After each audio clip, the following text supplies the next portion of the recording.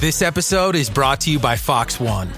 Watch all 104 matches of the FIFA World Cup live in 4K for just $19.99 a month with 3 days free. Build your own multi-view, choose up to 3 streams, and follow player spotlights. Stay on top of every moment with live stats, highlights, and instant replays. The FIFA World Cup, streaming live on Fox One. Offers are subject to change. See fox.com for complete terms and conditions. Katz and Cosby, entertaining and informative on the Red Apple Podcast Network. Let's go to General John Teichert.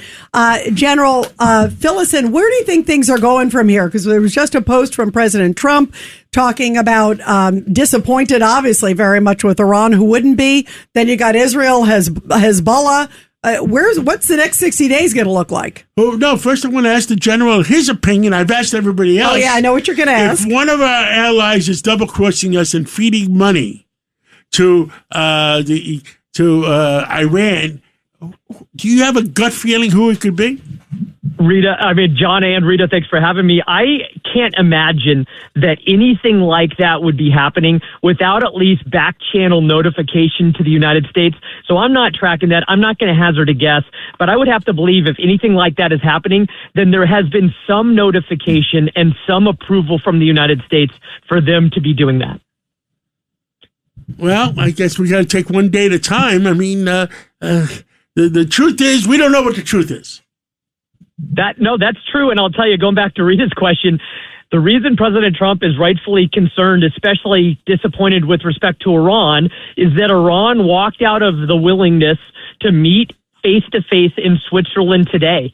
And I fear that this is the first step in this post-MOU era where Iran is still using their same old tricks, which is backsliding and bad faith negotiating and delays. And I really know and hope that the president sees right through it. And at some point, we're not going to continue on with this deal if Iran continues to try to play us and not actually negotiate and act in good faith. Well, I mean, I also said before that some of the nations, the oil-rich nations, and including Russia, that oil was down to $74 on Thursday, so they're panicking because at $74 going down to $65, they're trying to do something to stir the pot to get it back up again.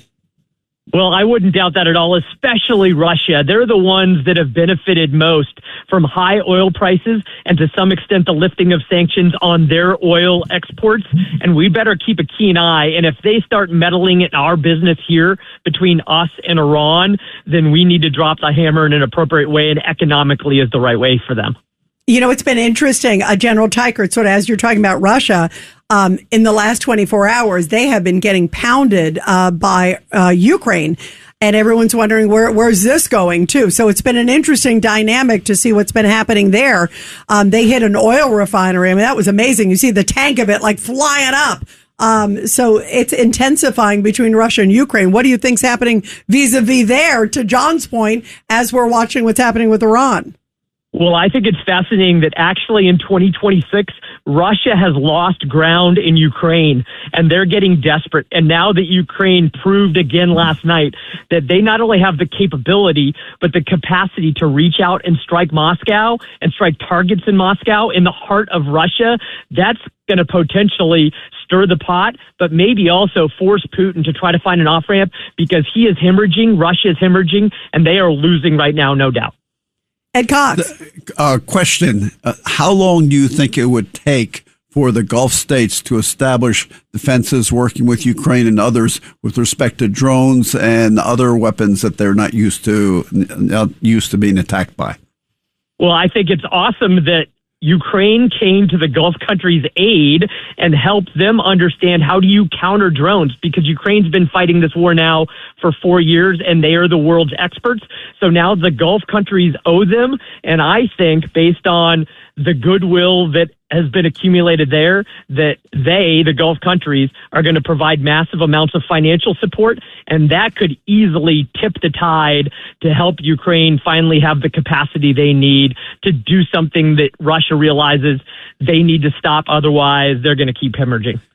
I'm curious, kind of back to Iran. Where do you see all of this going with Hezbollah and also Israel? Because overnight, Hezbollah launched attacks. Obviously, they're a proxy of Iran. And they killed 4 Israeli soldiers. Israel then responded. Now they've said there's a ceasefire, but it was after they traded barbs. I think there's going to be a lot of this back and forth, don't you? I think there very well could be. And I want to clarify something you said. I don't think Hezbollah is just a proxy. I think they're actually an arm of the Islamic Revolutionary Guard Corps. But I think that the president of the United States should look at paragraph 1 of the MOU very carefully and tell Iran that paragraph says that all parties have to honor the sovereignty of Lebanon, and the entity that has violated the sovereignty of Lebanon far more than Israel for decades, is Hezbollah. And if Iran really wants to show good faith here, then they need to disband Hezbollah immediately to honor even the first paragraph of that MOU. Judge Weinberg. General, good to talk to you again, sir. The problem, of course, is Iran needs Hezbollah because they're the ones who do the fighting for it. And if Hezbollah is gone, then the IRGC is totally undermined, don't you think? No, so I do think, Judge, but guess what? That MOU doesn't just levy responsibilities on the United States and Israel. By the way, Israel, we should support fully supporting them and their right to self-defense. But I think that as I read that first paragraph, it tells all parties involved, including Iran, that they have to fully honor the sovereignty of Lebanon. That means you've got to get Hezbollah out. And as much as Iran doesn't like it, and they wrote that paragraph to harm Israel and the United States, we need to turn it back on them. Well said. That's a very good point. Well said. I believe what Israel is doing. If you kill one of ours, we're going to kill 10 of yours. Right. You have a right to respond. Yep. Absolutely. 100%. Well, General, thank you very much, General John Teichert. It's great to have you back on. We miss you. It's great to talk with you. Thank you very much. You got it. Have a great weekend, y'all. Thank you. Thank you.